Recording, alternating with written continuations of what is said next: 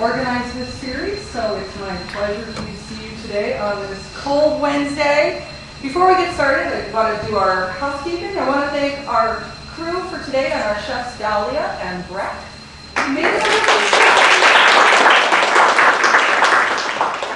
So delicious, thank you. We'll bring out dessert in a few minutes. So just a reminder, they did cook this from scratch here in our kitchen, and we ask you to clean up after yourself. So we have garbage, are we composting? No composting today. Everything is garbage unless you eat it. So it's a lot. Put your silverware into our yellow soapy bag that's back there, and if you can bring your cups and stuff to the back table, that just helps us out. Also, if you can turn off your ringers before we get started, that's helpful. Thank you. I want to remind you to sign up now for next week's lunch. Next week we have two guests, actually. It's going to be a little panel. We're going to hear from both the senior fellows in the Martin Martin Center for Public Understanding of Religion, which is on our second floor if you haven't been there. They're going to be talking about the research projects that brought them here for the year. So they work on quite different things. I'm not going to get into it. Check the website and sign up in advance for whatever is going to be delicious next week.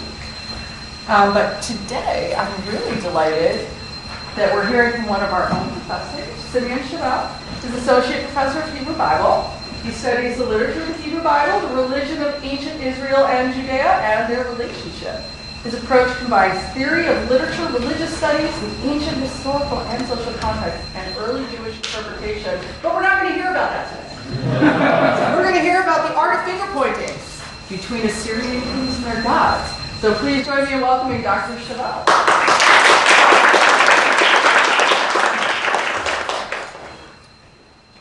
Thank you very much. I am stepping a little bit out of my usual.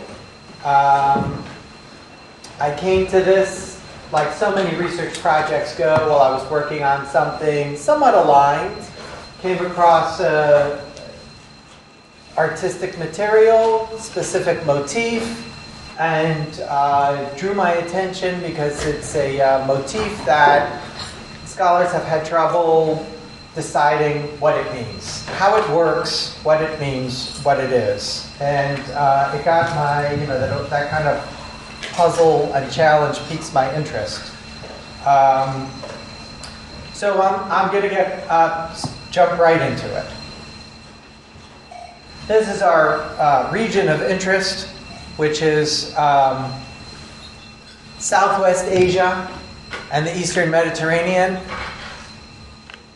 You can see Far East Persia, or what is today Iran, Mesopotamia, what is today Iraq.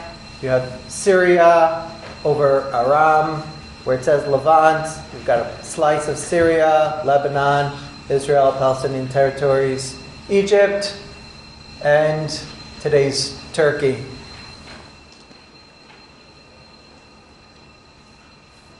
In several different sites in the third millennium, second millennium, are found a series of objects that express an interesting motif and a value, the idea of looking at the gods, being in their presence and looking at them. You have these statues that are found in temples. They're placed there. More often than not, they're not found placed in particular spots anymore, but either in heaped in corners or under the floors. You can see they are drawn, they're painted with these big dilated eyes because the gods are beautiful. And oftentimes the statues have them craning their necks because the gods are big. Quantity and quality are themes that are intertwined in the expressive artwork and language of religious thought. The poses of adoration, submission, fascination from the different cities. And there are different techniques for demonstrating what the eyes are doing. Whether it's on the top left, humongous blue, all blue, or on the bottom, the stark outlines with the black highlighting the pupils, staring, submissive poses. Right? Even a loving couple. It has an inscription dedicated to the goddess of love. So this is one set of objects. There's actually an earlier set that is rather, again, in the region, a little bit north of there. The archaeologist, his name was Meluan. His wife was even more famous, Agatha Christie. That's his wife, yeah. And this is what he discovered at this site. These are sort of schematic abstractions of the idea of the eyes. The eyes have it, right? The eyes are the crucial component. These things are very thin, very small, and they're found in hundreds and even thousands beneath the floor. So they're obviously not positioned somewhere before a statue. They're just there in bunches.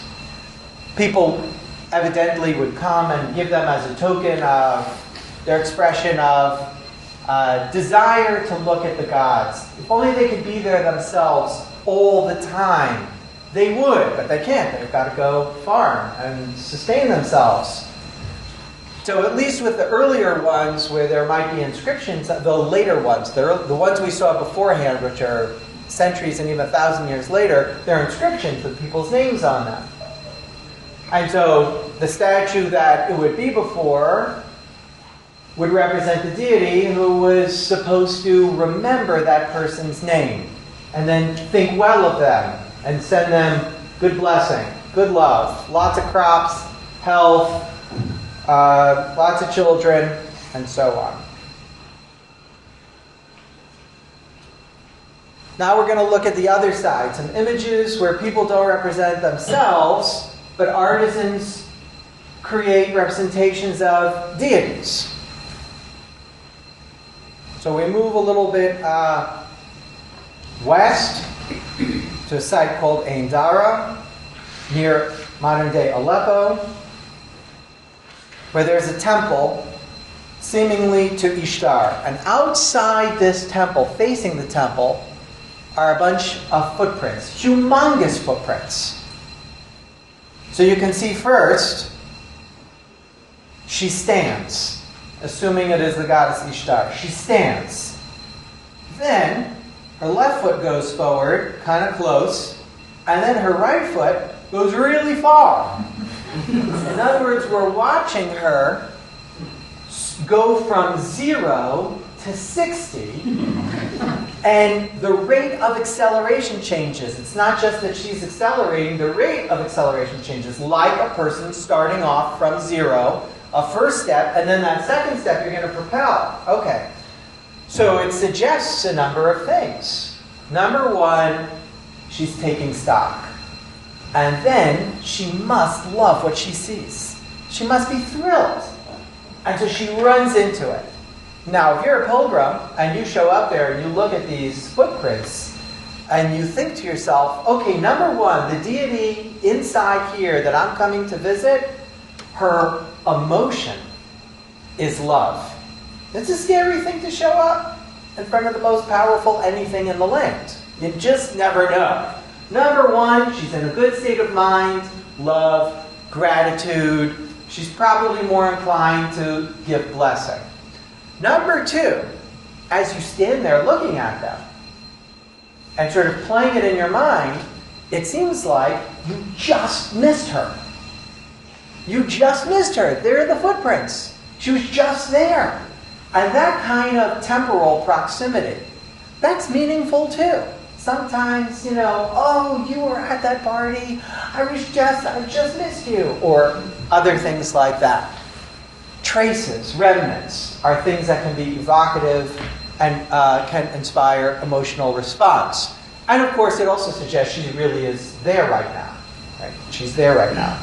Now, really interesting is that this statue is so big, it's so big that apparently it wouldn't fit inside the temple. In other words, there was no procession of the statue in which first it was carried over the 2 feet together, and then one leg was moved, and then the other leg was moved. It's an experience all on its own.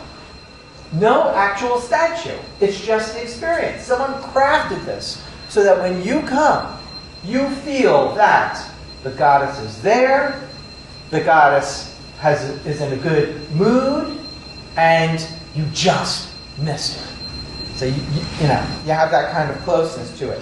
But it has nothing to do with the actual statue that may have been there. Okay. Let's look now at flash forward a couple of centuries and going further south in Judea. We have representations of, again, Judeans and their God. Different kinds of objects now. First, we've got a coin. This is an utterly unique coin. It's found, it's in the British Museum. You can see on the right side is a three-quarter profile of a man, bearded man with a helmet. So that was a motif of the Persian, in the Persian period, in the satrapy, where Judea is. And on the other side, on the left side, is a divine figure, it looks like a male figure, seated on a wheel with wings, holding a bird. And in the lower corner is a bearded face looking at it, but at the lower half, at the legs. Across the top, you can see the ancient letters that say Yud, He, Dalet, YHD, Yehud. Yehud, the consonants for Yehud, which is Yehuda, Judea. What is this exactly? Well, number one, it takes a motif from Zeus. This is starts, in fact, with Alexander the Great. And you can see it says Alexandri along the side. But the character is Zeus, seated, holding an eagle or a falcon. So it takes that motif, but Judaizes it. Takes some additional motifs. For instance, number one, in the book of Ezekiel, the character Ezekiel describes having seen the deity on his chariot. The chariot has a wheel under it, has four in Ezekiel, but wheeled, and it has wings. So it's a wheeled, winged seat, a kind of mobile throne. A mobile throne. Number two, the lower, the face on the lower right corner, the bearded face, if it represents something like a Judean, a Jew, an Israelite, then there's a play on the word Yisrael, Israel. Philo has such a derivation, a play on the name. What does it mean? It means the one who looks at El, the one who looks at God. So you get a play. Secondly, related to that, there's even a closer play. There's a story about Jacob who wrestles with this nighttime attacker and says about it afterwards, I saw God face to face and I came out alive. I was saved. And so he names the place Face of God. Penuel, face of God. So you have some wordplay embedded in this coin. It's a coin, an object you're supposed to pay for things or not. It's just an object you're supposed to use. It's highly symbolic, but the images, in order for them to be meaningful, call to mind verbal content and verbal gymnastics. You've got to do a little bit of interpretation, not just of the image, but of what the words are behind the image and what the words express with respect to the image. An Israelite who looks at God. So a way of expressing relationships between people and what they get to see. Religious vision. And there are the elements. of that. Okay, few centuries later, this is now the Roman period, after the destruction of the Judean polity, an attempt to restore it under Shimon Bar Kokhba. There's another coin. And the coin has what looks like the facade of a temple. And in the doorway is some kind of a piece of furniture. It's an object. On the other side of the coin is a branch and bundled up with some things, which represent a pilgrimage festival, the Feast of Tabernacles. People would come with branches and engage in various activities with them. So, pilgrimage to the temple where one gets to see a piece of furniture. What is that supposed to mean? Well, number one, in the Roman world, around the Roman world, are many coins that have this notion of this image, this motif of the front of a temple in which the deity inside presents herself to the pilgrims. The deity is so pleased that the pilgrims came to show some kind of homage, some kind of acknowledgement, leave a gift, offer a prayer, petition for whatever they need, that she steps outside and she shows herself. And this kind of exposure, this kind of allowing people to look, is a mark of love, intimacy, blessing, benevolence. This is a wonderful experience. Captured on a coin. It's not that you look on the coin and you feel like, oh, I've got the deity in my pocket. Right? That's not it.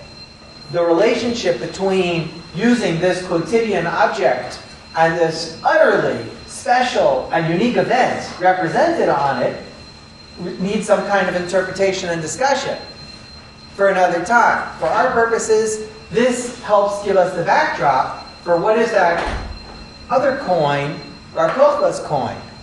Well, notice that that piece of furniture stands exactly in the place of where the goddess would stand. So you would think, okay, so if it's supposed to represent the Jewish God, wouldn't you want the Ark of the Covenant, maybe?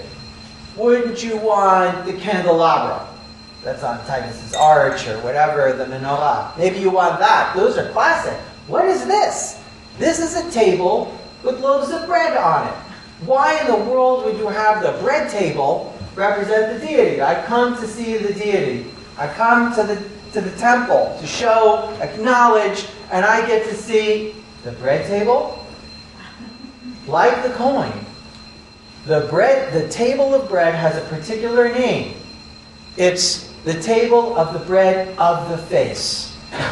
That's the name of it in Hebrew. Same word as face in face of God. Same word. So there's a pun here that requires thinking of the words that express that object, that designate that object. The object's not actually important.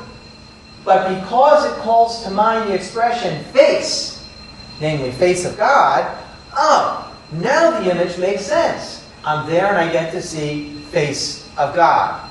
So by this very late point, there's reticence, there's hesitation about a direct depiction of the deity. So there's a piece of furniture instead, but it's furniture, the name of which, or the reference to which, has face in it. So it's this really nice sort of switcheroo. But it presupposes that you have verbal processes going on. You've got verbal knowledge, and that knowledge is evoked, and you understand what the relationship is. So indirect and a kind of audience participation in expressing what's the meaning here. Okay.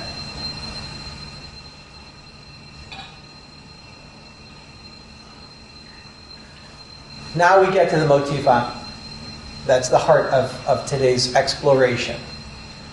All around the Assyrian Empire, one finds a very interesting motif. It's a little strange, of an important figure. Most often, it seems to be the king, coming into the space of the deity and pointing at the deity. Now, it's not pointing, like the accusatory pointing. There's an expression in the literature, in the Assyrian literature for that. And that's pointing the finger. I point my finger at you. It's accusatory, it's derogatory, it's got negative tones. This never has that. This is always in a positive scene, and it's an unnatural pose. Instead of this, it's this. I shouldn't be pointing, but I have to point. I can't do it any other way. I'm pointing.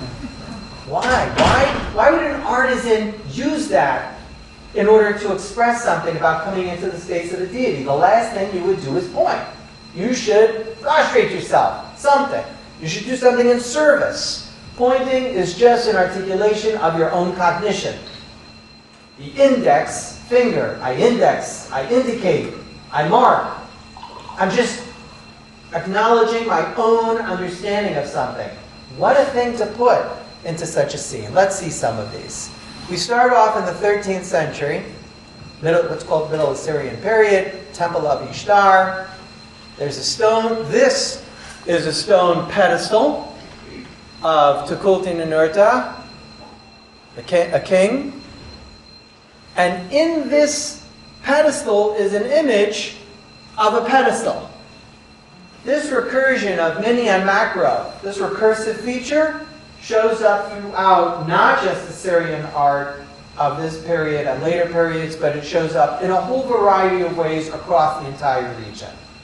Things mimic themselves in miniature and in macro. Motifs double up like that. It's a very interesting phenomenon, and it, I think, relates to the religious imagination, literary imagination, the imagination as a faculty that we have. And it's expressed there. This, if you'll notice really carefully, is exactly the same figure. And so we must understand that these are two different poses within the same frame. We're seeing two scenes at once, but instead of putting them next to each other to indicate sequence, they're superimposed. So it's kind of economical. So here you have the one frame. First he stands, and he's pointing, and then he gets on his knees, and he's pointing. Right? He's in the same, wow, this is what I'm seeing. Right? He's moving. He's moving into position in recognition of what is there. What is there? A tablet and a stylus. A tablet and a stylus. It's an interesting way to represent a deity. Surely there wasn't on a pedestal a tablet and a stylus that he came into view of and then got on his knees. It's a representation for someone else. He would have seen either nothing or a statue. But the artisan of this piece decided not to represent that. Represented something else. This should represent the god Nabu. That would only be meaningful to someone looking at the piece, the audience, the viewer. So the viewer knows, oh, he's worshiping Nabu. He sees Nabu. That's what's going on here. Now, the text on the bottom actually says something else. The relationship between text and image has its own problematics. But that's okay. So that's scene one. We've got the recursive element. We have the surprising representation of the deity for us, not for him. He sees probably nothing. He's got the mace, the beard, the long back hair, and the pose. Either holding and pointing, holding and pointing. We'll see these again. So these are elements that recur, not all of them exactly. And there are other variations we're going to see. Okay, here's another one. Roughly a century later. Next century, Tiglath-Pileser. A little bit more than a century. Okay, stands with, I don't think this is typically a royal hat. This is more a priest's hat. Robes, slightly different. The position is slightly different. The hand is out. It's hard to tell. This is a seal impression. So you have a cylinder roll that's very small, and it's got etched into it a scene, and then you roll it out on something, clay or something else. So you don't have the same precision, even though as you think about it, that's incredibly detailed, and there are even more detailed scenes than this. So it's hard to tell if that's his thumb that he's pointing with, or that's a finger. It's a little hard to tell. I need to get a better photograph of this, or go myself and make a photograph. I got to raise money for that. Not from you. This is not a fundraising exercise. Notice that he's disproportionate to the temple before which he stands. Right? This is the doorway, evidently, and this is his size. So that didn't disturb the artisan too much. Inside, if it's something he can see, doesn't quite look like it's something he's looking directly at, is some kind of base. On top of it, a dog that represents the goddess Gula, and then a star on top. Potentially Ishtar, potentially another god or goddess, or none. So this is another variation on the theme. And you see the mismatch. He's not quite looking, but he's pointing. Not quite looking, but pointing. The previous fellow, Tukulti-Ninurta, was pointing at something, but not what we see him pointing at. We see him pointing at a tablet. He probably didn't see a tablet. So there's a mismatch between the representation of pointing and the representation of what they're pointing at. The images seem to speak to two audiences at once. There's the world of the character, and then there's our world looking at the character. And it's moving between those. This is hard for you to see, I guess. Ashurnatsirpal, 9th century, early-ish 9th century, is an image of him on two sides. It's him twice. First 1¾ side, and then on a 1/4 side, let's say. Pointing at a tree, an important tree symbol of life. It's hard to see what he's doing, but he's pointing on both sides of it. And here is the symbol of what should be Ashur, might be Shamash, winged disc with a little figure inside. So here it kind of looks like he really is pointing at the image that he sees, the symbol. But this motif of two symmetrical images of the same character pointing shows up again, and it's not always that direct. So the next character, Shalmaneser III, who comes right after Ashurnatsirpal, another image, glazed brick, painted.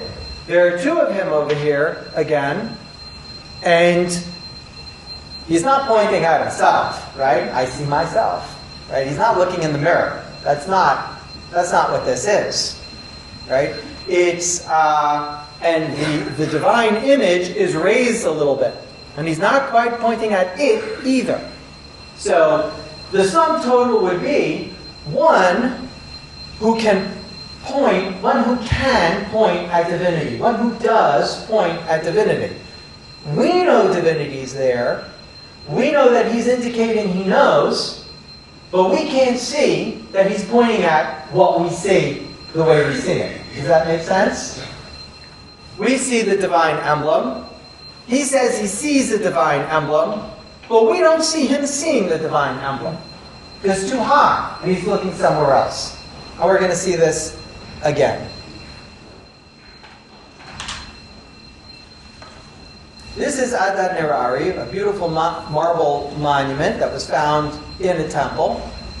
Now, it's very interesting. First of all, it's got signs of the gods around his head. And he points this way. He doesn't point up at them. He points off screen. Off screen. So he's looking at something, and he's pointing at it and asserting. There's the mace, there's the hair, the beard, the dress.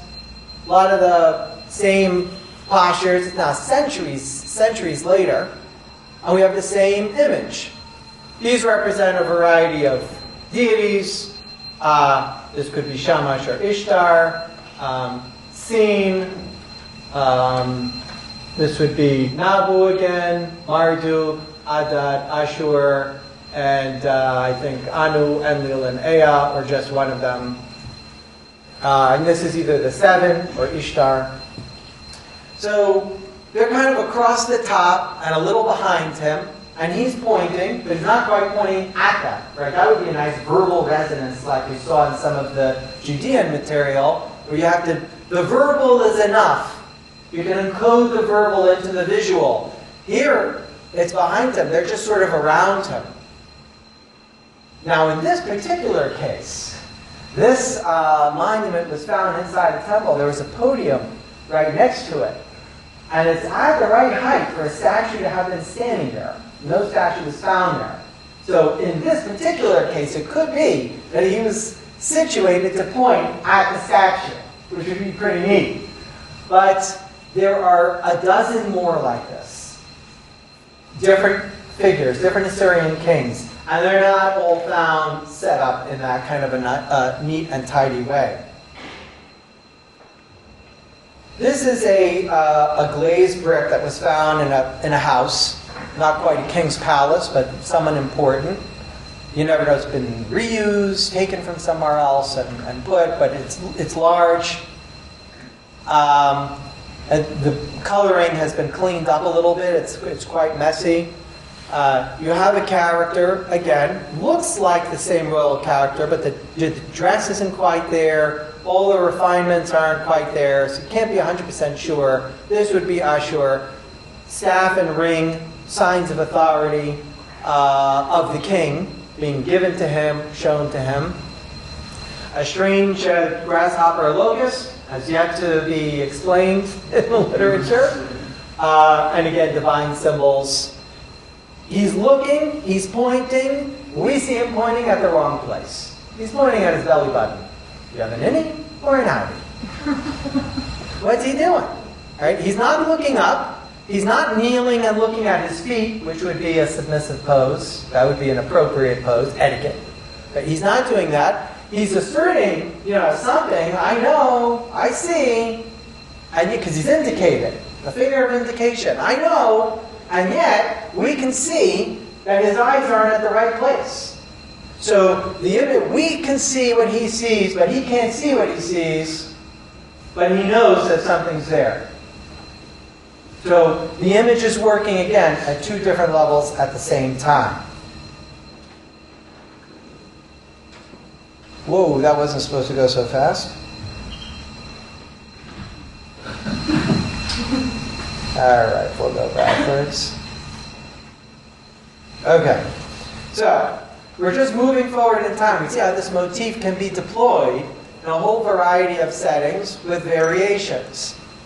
This was not in Sargon, the king's own palace, but seems to have been in a house of a high official near the palace, at its capital. This would be Sargon. This would be Ashur, the god Ashur, holding a staff and a ring, and inside is himself standing in the same pose. A recursive feature. That would be the image of him standing in the same pose. Hello, no weapon here. Something that represents what I'm giving you, authority. And that's how he stands, and he's in the same pose there. And he stands and he points at him. Now in this case, it's a match, right? It looks logical within its own terms. But against the background of the variety that we've seen, it's hard to know what to make of that, right? It could mean, no, he really sees exactly that character in front of him, or there's less of a concern to create a multidimensional experience out of it. One asserts what he knows, and even though he can't see it, we can see it until we know he's right. Those are some of the possibilities. And we get more variations. Now this was found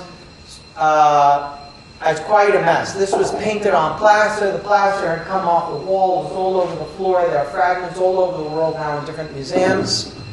And the artist, archaeologist, this fellow Charles Altman from the Oriental Institute, spent time clipping off with a knife to try to get out the images. It wasn't all painted like this, but there was enough paint that they could figure out what the hole must have looked like. So this is a very optimistic reconstruction. But I don't know if this really exists anywhere without the colors as an image of it. And I have the book upstairs, humongous book with a gorgeous publication. And what they found that was sort of enough intact that reconstruct was sort of part of this. And they filled in the rest logically. Based on this and other parts they found. Is it going to keep flipping? Yeah, I'll have to go backwards. Sorry about that. Next one. Uh-oh, it's going to flip again. Sorry. Keynote run amok. Okay. So now, this is an interesting adaptation because we saw one seal impression early on, and we've seen a lot of monuments. This now is the seal impression in a treaty, a contract. This is a document, a tablet now, not stone, it's a tablet, in which an image is rolled to say, you're going to abide by this, here's my signature. I, John Hancock, you're John Hancock. And these signatures are these images, along with some wording around it. But it's these images. And these are treaties by the king Esarhaddon, who wanted to make sure that various polities around the empire would commit to his son. He was setting up his son, Ashurbanipal, to take over for him, and he wanted to make sure no revolutions. This is not an opportunity for one of those changing of the guard revolutions. Don't withhold your tribute, not for 1 year, not for 3 years, until we come get you. I'm making you swear to that right now. And there are images here of, let's see, this one was connected with Sennacherib, the father of Esarhaddon. He's there to sort of authorize what Esarhaddon wants. He stands behind it, Sennacherib, and you see him, it's a little bit more, it's not clear that it's a pointing gesture. It could be. It's hard to tell from the sketch and then the drawing afterwards, but in front of Ashur with the staff and the ring, behind him a goddess or a consort. And this is the representation for the king who's being sworn to fidelity to Esarhaddon Ashurbanipal. Now the image is the image that we saw originally of Tukulti Ninurta. Tukulti Ninurta. It looks very close to that. And he stands before, both I've seen in the literature, both have been sort of described as looking like Ashur. He stands with the trappings and materials of positioning of Ashur, but in standing in this meeting position, he might be the god Ashur. Behind him is Adad with lightning. But he stands in this submissive pose pointing up. Now, why would he have such an old image on such a new moment so many centuries later? Well, the image itself might have been in use. The sealing impression might have been in use for a long time, but someone takes it over and co-opts it for their own. So the seal itself, the cylinder might be old, but the impression might be new and used in a much later period. So you can end up with this sort of discordant or diachronic dimension to how the images are used. So now we're in contracts. Very expressive use. Whoop. And now we go a little bit outside of Assyrian use proper and rather influence of Assyrian Empire on satellite polities. So this is Kilamua, who has on the entrance to his palace an inscription.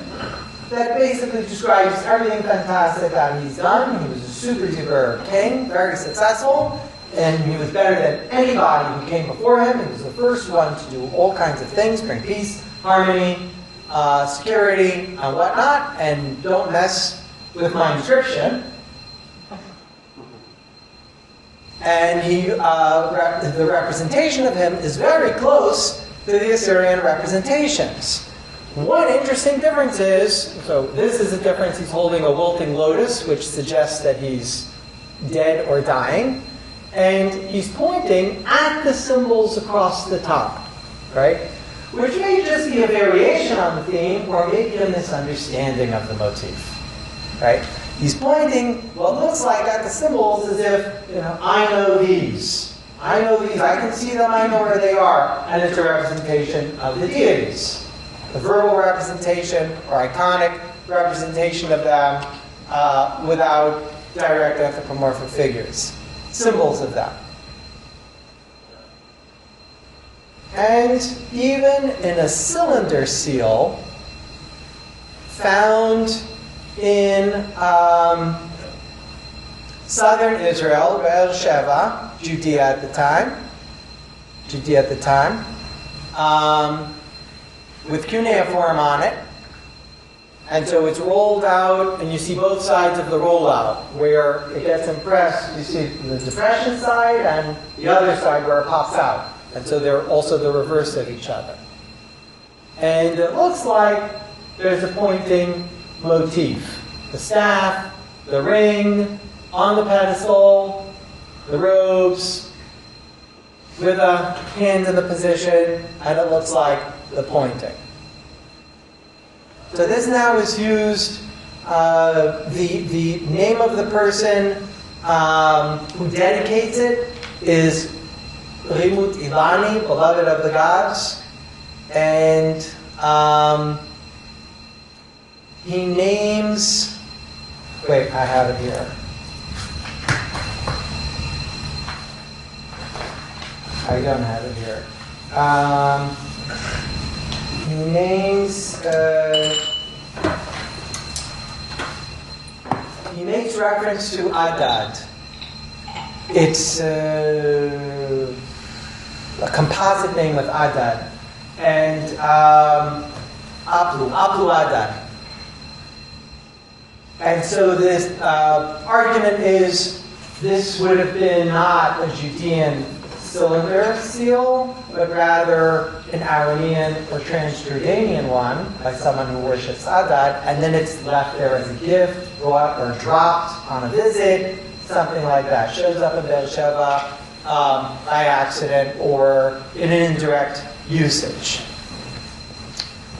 And that would be from sometime in the middle of the Iron Age. The archaeological description of the strata was not very clear by Aharoni, and it could just, it was found inside the temple, and he didn't really date it. So a little unclear on that. Okay, so that's the set of images, and that's what I'm kind of working with. I'm working on the notion that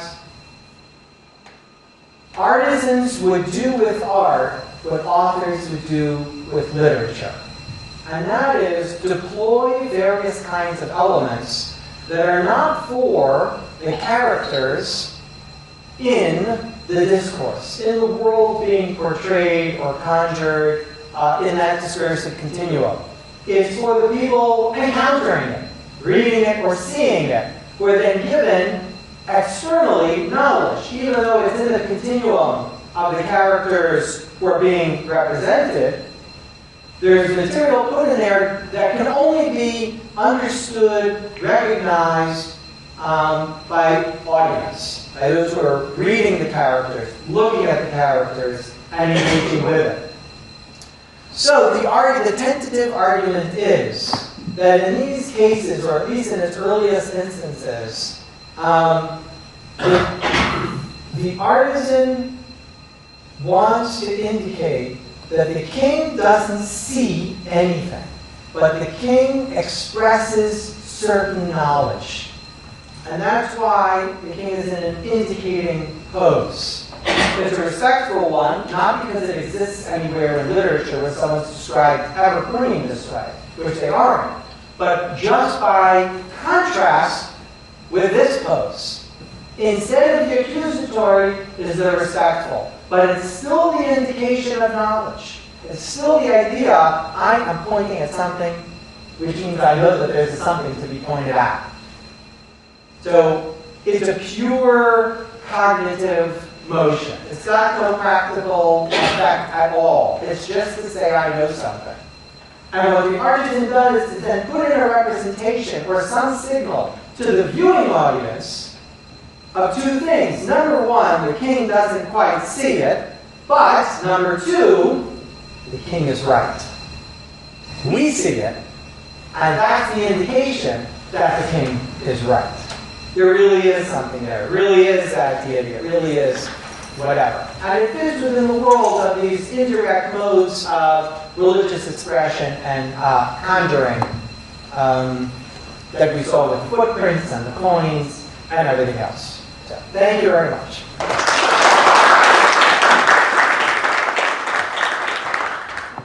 If there's time for questions, I can take questions. But anybody and everybody who has to go, please, feel free. Yes, Chandra.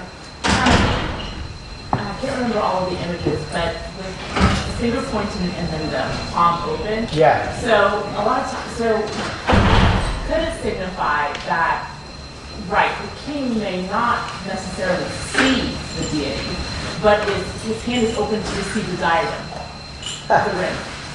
And so in that sense, the audience would say, well, the king is being given the authority by the deity through the diadem. And right. In some of the images you see the deity, I believe, holding a diadem or the ring, the diadem, towards the king. Right. And with that open palm gesture, I'm wondering if in some of those images that's actually a case of giving authority. So the viewer then would say, right, this authority is the image between by the deity, hence, the king has that knowledge and authority over me. That's a great suggestion. I have to look. I have several dozen of these, and I'm trying to collect as many as I can. Right now, my impression is that we don't have that many instances in which the staff and the ring are together with the open palm. Most of the time, I think they're not. But that's not a contradiction, right? It's a complication. So I'm going to keep that in mind. My instinct is that most of the hand gestures are contrasted. They are, and the point is they are not threatening, right? That's the idea is that they're not reaching for this or doing something else inappropriate with the hand. So they are sort of non-threatening gestures. If this is a giving or a taking, that would be very interesting. So I like that suggestion. It's a helpful suggestion for me. Thank you. Steve. I have a brick from this period, from the time of Sennacherib. And on it talks in cuneiform of building the temple. He says, I built this temple for this god, and quotes his grandfather as well. And I was just wondering if pushing forth that hand, or pointing, is he potentially talking about the temple I built? I'd have to look at every single one of these cases. It could, in theory, that would be a comparable direction to go of the hand being part of what I did. What else is in the scene, or if not in this specific scene, coming from a stereotypical scene and sort of gesturing in that way. Look at what I did, but most of them don't really fit that scenario. It seems a little bit further, but I'm going to follow and look. Yes? To go back to the coin from Yehud, I would have expected, given that he was under Persian rule at this time, that you would have some sort of Persian propaganda on this coin. We're was the local population responsible for creating their own coin designs? They could put like Yahwistic propaganda on them? Evidently. There are other examples of this? Let's see. I'm not a coin expert, but it is something that I was curious about, and so it's something I'm going to follow up. But yes, you see, there's Samaritan coins minted, and they've got local elements that are ideological. Likewise, about however you want to put it, religious commitment or identity. I think most of the time, imperial forces didn't really care about your local identity politics. You believed in this God? Great, that's fantastic. Is it like mine, or is it alongside mine? Can we identify them, or are they just alongside each other? And of course, mine is bigger and better, right?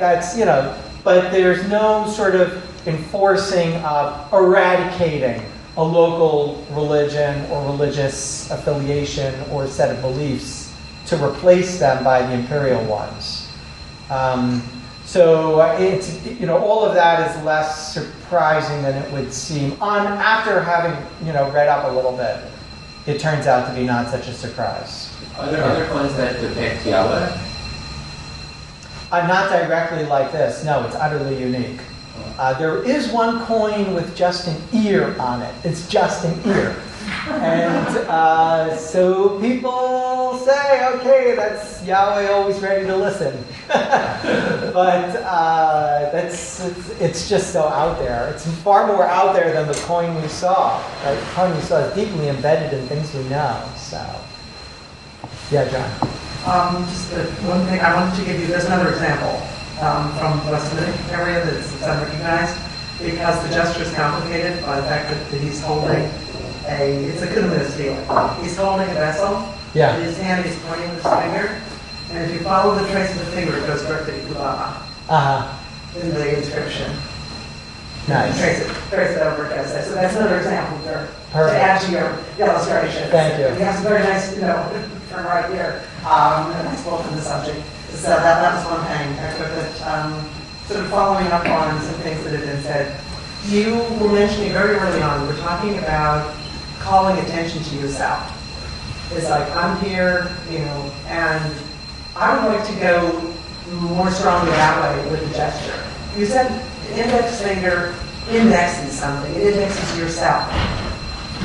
Could it be saying simply, here I am, I'm ready to receive my authority, whatever we're going to do, I'm your priest, whatever else one wishes to say, is calling attention to himself.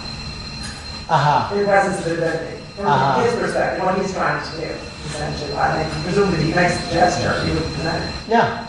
So that he's calling attention to himself, which is a suggestion you actually made earlier on about some of the other things. And right. I think more in, connecting, in other words, all the way up through time of a different way of representing a similar desire to be noticed by the divinity. Yeah, I'm going to follow that up. Yeah. Thank you.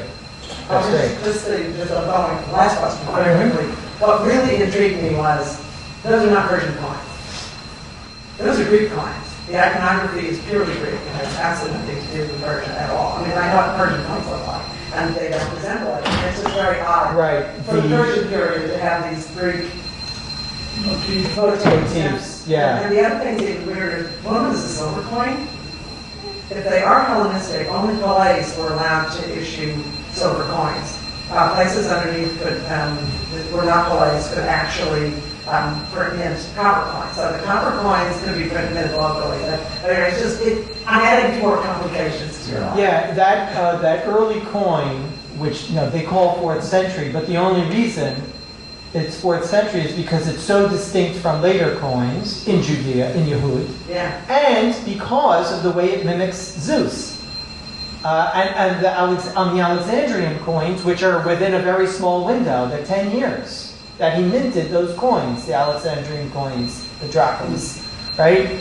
Only a short number of years. So they put it in those years. I think it's more likely that it would take time for it to have purchase in Judea. It could very well be a little bit later. So I say 4th century following the coin experts, but sort of noticing how they came to that, I'm a little suspicious. When I say Persian, it's only within the Persian period that it's Yehud, specifically. And the character on the flip side, with the helmeted soldier, is a Persian motif.